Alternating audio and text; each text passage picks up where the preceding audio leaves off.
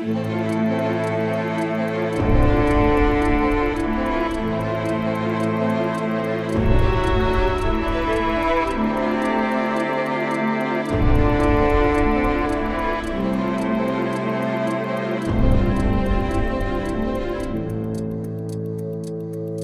lector de medianoche.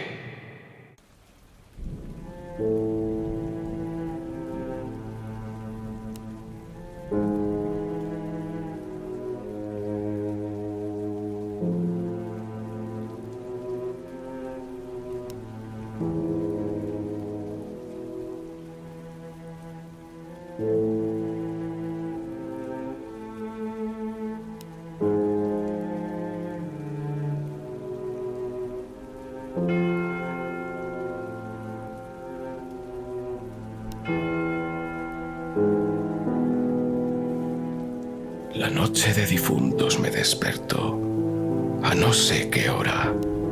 El doble de las campanas, su tañido monótono y eterno, me trajo a las mientes esta tradición que oí hace poco en Soria. Intenté dormir de nuevo. Imposible. Una vez aguijoneada, la imaginación es un caballo que se desboca y al que no sirve tirarle de la rienda. Por pasar el rato, me decidí a escribirla, como, en efecto, lo hice.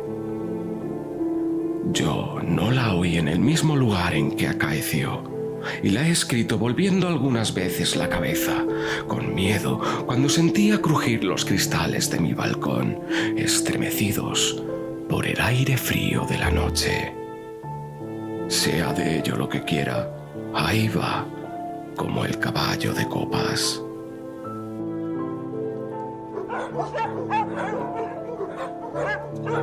Atad a los perros, haced la señal con las trompas para que se reúnan los cazadores y demos la vuelta a la ciudad. La noche se acerca, es día de todos los santos y estamos en el monte de las ánimas. ¿Tan pronto? A ser otro día no dejara yo de concluir con ese rebaño de lobos que las nieves del Moncayo han arrojado a sus madrigueras. Pero hoy es imposible. Dentro de poco sonará la oración de los templarios y las ánimas de los difuntos comenzarán a tañer su campana en la capilla del monte. ¿En esa capilla ruinosa? Bah, ¿quieres asustarme?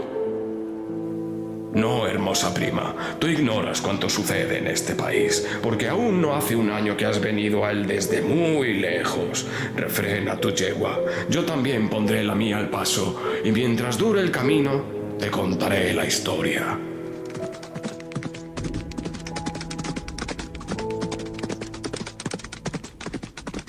Los pajes se reunieron en alegres y bulliciosos grupos.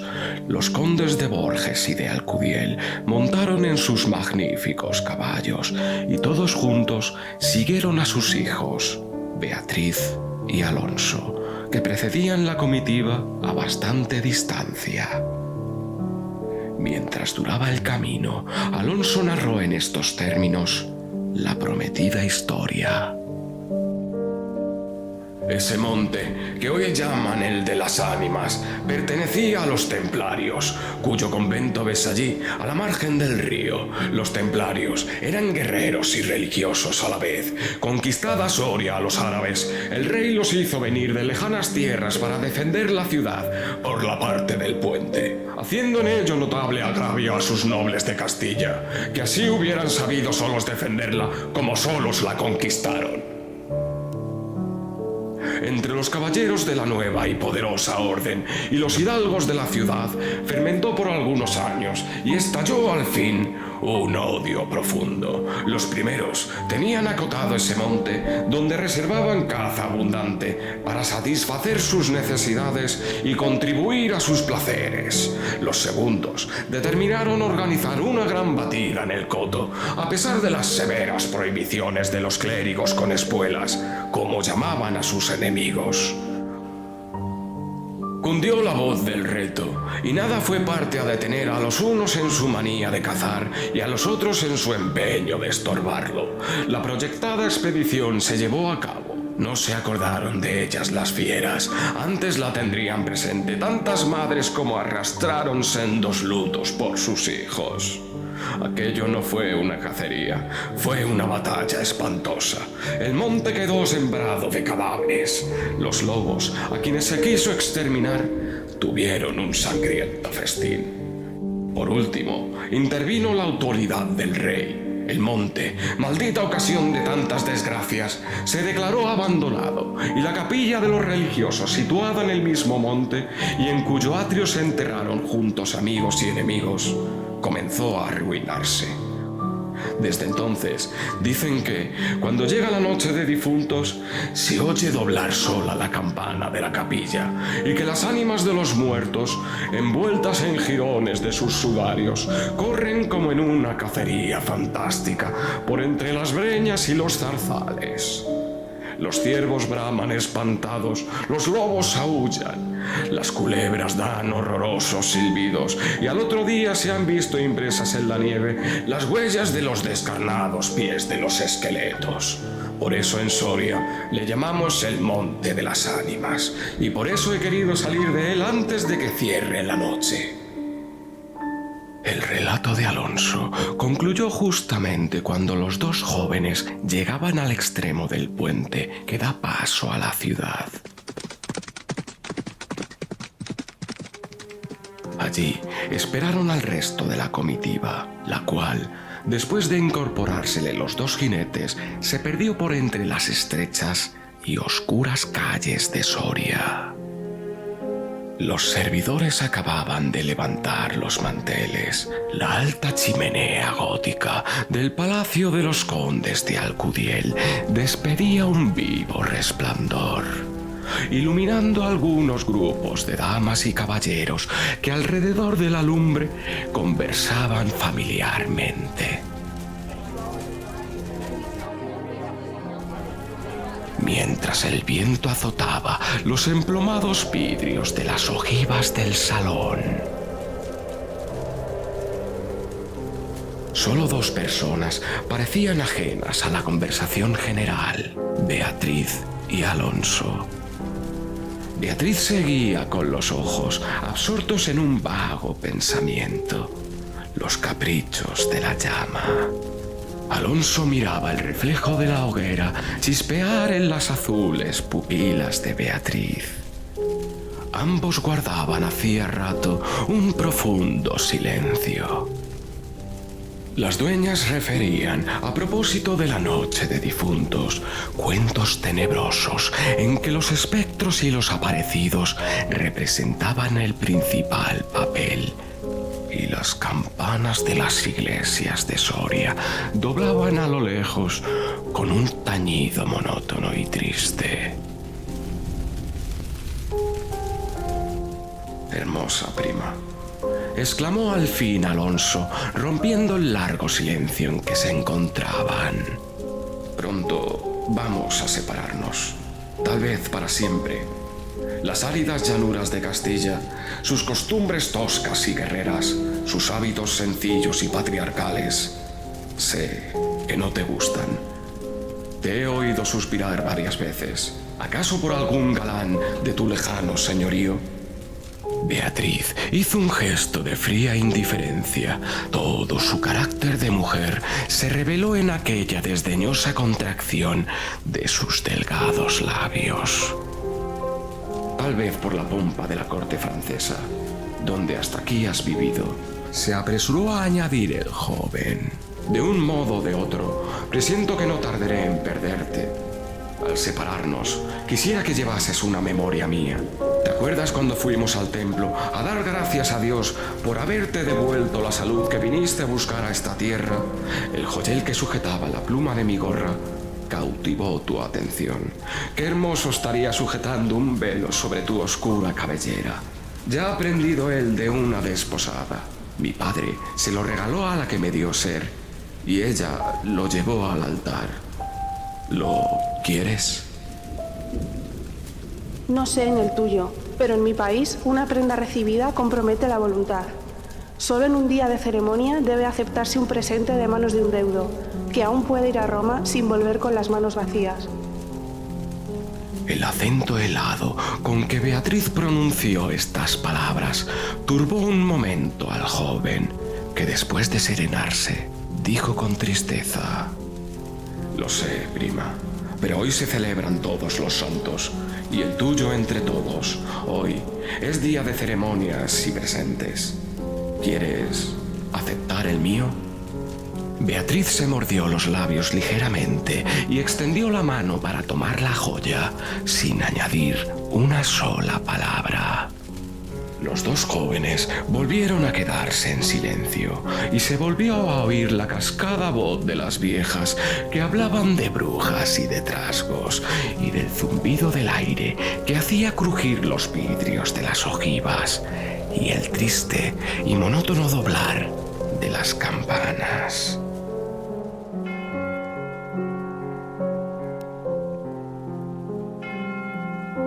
Al cabo de algunos minutos, el interrumpido diálogo tornó a anudarse de este modo.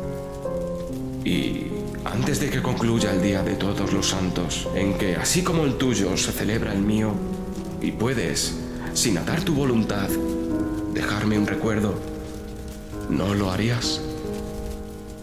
Dijo él, clavando una mirada en la de su prima, que brilló como un relámpago, iluminada por un pensamiento diabólico.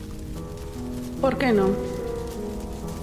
Exclamó ésta, llevándose la mano al hombro derecho, como para buscar alguna cosa entre los pliegues de su ancha manga de terciopelo, bordado de oro. Después, con una infantil expresión de sentimiento, añadió: ¿Te acuerdas de la banda azul que llevé hoy a la cacería y que por no sé qué emblema de su color me dijiste que era la divisa de tu alma? Sí. Pues se ha perdido. Se ha perdido y pensaba dejártela como un recuerdo. ¿Se ha perdido? ¿Y dónde? Preguntó Alonso, incorporándose de su asiento y con una indescriptible expresión de temor y esperanza. No sé. ¿En el monte, acaso? En el monte de las ánimas, murmuró palideciendo y dejándose caer sobre el sitial. En el monte de las ánimas.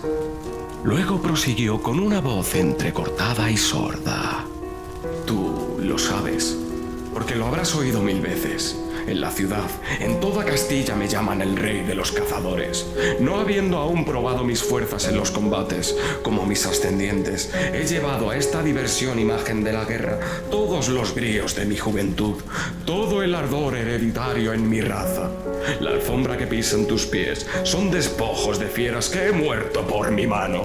Yo conozco sus guaridas y sus costumbres y he combatido con ellas de día y de noche, a pie y a caballo, solo y en batida. Y nadie dirá que me ha visto huir del peligro en ninguna ocasión. Otra noche volaría por esa banda y volaría gozoso, como a una fiesta. Esta noche, ¿a qué ocultarlo? Tengo miedo. Oyes, las campanas doblan. La oración ha sonado en San Juan del Duero. Las ánimas del monte comenzarán ahora a levantar sus amarillentos cráneos de entre las malezas que cubren sus fosas. Las ánimas cuya sola vista puede helar de horror la sangre del más valiente, tornar sus cabellos blancos o arrebatarle en el torbellino de su fantástica carrera como una hoja que arrastra el viento sin que se sepa a dónde. Mientras el joven hablaba, una sonrisa imperceptible se dibujó en los labios de Beatriz, que cuando hubo concluido exclamó con un tono indiferente, y mientras atizaba el fuego del hogar, donde saltaba y crujía la leña, arrojando chispas de 1000 colores. ¡Oh! Eso de ningún modo. ¡Qué locura! Ir ahora al monte con semejante friolera. Una noche tan oscura, noche de difuntos y cuajado el camino de lobos. Al decir esta última frase, la recargó de un modo tan especial que Alonso no pudo menos que comprender toda su amarga ironía. Movido como por un resorte, se puso de pie, se pasó la mano por la frente como para arrancarse el miedo que estaba en su cabeza y no en su corazón, y con voz firme exclamó, dirigiéndose a la hermosa que estaba aún inclinada sobre el hogar, entreteniéndose en revolver el fuego. Adiós, Beatriz. Adiós. Hasta pronto. ¡Alonso! ¡Alonso! Dijo ésta, volviéndose con rapidez, pero cuando quiso o aparentó querer detenerle, el joven había desaparecido. A los pocos minutos se oyó el rumor de un caballo que se alejaba al galope.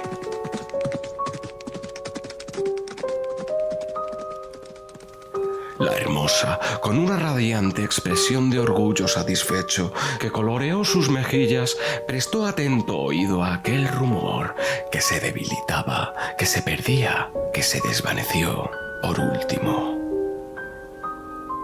Las viejas, en tanto, continuaban en sus cuentos de ánimas aparecidas. El aire zumbaba en los vidrios del balcón y las campanas de la ciudad doblaban a lo lejos.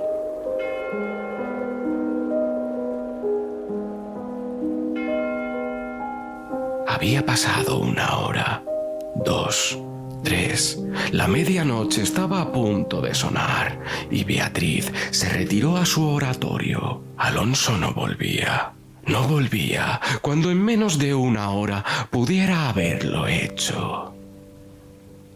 Habrá tenido miedo, exclamó la joven cerrando su libro de oraciones y encaminándose a su lecho, después de haber intentado inútilmente murmurar algunos de los rezos que la Iglesia consagra en el Día de los Difuntos a los que ya no existen. Después de haber apagado la lámpara y cruzado las dobles cortinas de seda, se durmió con un sueño inquieto, ligero, nervioso. Las 12 sonaron en el reloj del postigo. Beatriz oyó entre sueños las vibraciones de las campanas, lentas, sordas, tristísimas, y entreabrió los ojos. Creía haber oído a par de ellas pronunciar su nombre, pero lejos, muy lejos, y por una voz apagada y doliente. El viento gemía en los vidrios de la ventana. será el viento, dijo, y poniéndose la mano sobre el corazón, procuró tranquilizarse. Pero su corazón latía cada vez con más violencia. Las puertas de alerce del oratorio habían crujido sobre sus goznes con un chirrido agudo, prolongado y estridente. Primero unas y luego las otras más cercanas, todas las puertas que daban paso a su habitación iban sonando por su orden. Estas con un ruido sordo y suave, aquellas con un lamento largo y crispador. Después, silencio, un silencio lleno de rumores extraños, el silencio de la medianoche. Con un murmullo monótono de agua distante, lejanos ladridos de perros, voces confusas, palabras inteligibles, ecos de pasos que van y vienen, crujir de ropas que se arrastran, suspiros que se ahogan, respiraciones fatigosas que casi no se sienten, estremecimientos involuntarios que anuncian la presencia de algo que no se ve y cuya aproximación se nota, no obstante, en la oscuridad. Beatriz, inmóvil, temblorosa, adelantó la cabeza fuera de las cortinillas y escuchó un momento. Oía mil ruidos diversos, se pasaba la mano por la frente, tornaba a escuchar. Nada. Silencio. Veía, con esa fosforescencia de la pupila en las crisis nerviosas, como bultos que se movían en todas direcciones. Y cuando, dilatándose, las fijaba en un punto, nada, oscuridad, las sombras impenetrables. Bah, exclamó, yendo a recostar su hermosa cabeza sobre la almohada de raso azul del lecho. ¿soy yo tan miedosa como estas pobres gentes cuyo corazón palpita de terror bajo una armadura al oír una conseja de aparecidos?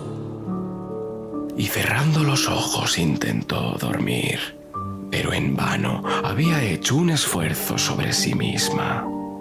Pronto volvió a incorporarse, más pálida, más inquieta, más aterrada. Ya no era una ilusión. Las colgaduras del brocado de la puerta habían rozado al separarse y unas pisadas lentas sonaban sobre la alfombra. El rumor de aquellas pisadas era sordo, casi imperceptible. Pero continuado, y a su compás se oía crujir una cosa como madera o hueso. Y se acercaban, y se movió el reclinatorio que estaba a la orilla de su lecho. Beatriz lanzó un grito agudo y, arrebujándose en la ropa que le cubría, escondió la cabeza y contuvo el aliento. El aire azotaba los vidrios del balcón, el agua de la fuente lejana caía y caía con un rumor eterno y monótono. Los ladridos de los perros se dilataban en las ráfagas del aire y las campanas de la ciudad de Soria, unas cerca, otras distantes, doblaban tristemente por las ánimas de los difuntos.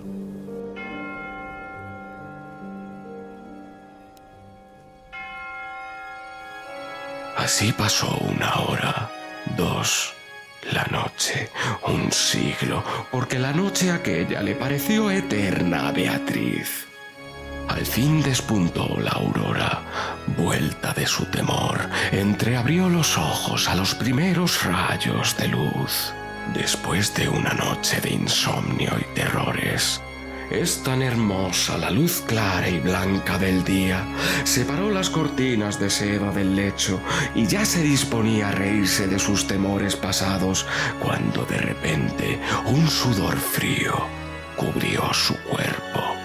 Sus ojos se desencajaron y una palidez mortal decoloró sus mejillas. Sobre el reclinatorio había visto, sangrienta y desgarrada, la banda azul que perdiera en el monte, la banda azul que fue a buscar a Alonso. Cuando sus servidores llegaron despavoridos a noticiarle la muerte del primogénito de Alcudiel, que a la mañana había aparecido devorado por los lobos entre las malezas del Monte de las Ánimas, la encontraron inmóvil, crispada, asida con ambas manos a una de las columnas de ébano del lecho, desencajados los ojos, entreabierta la boca, blancos los labios, rígidos los miembros. Muerta, muerta de horror.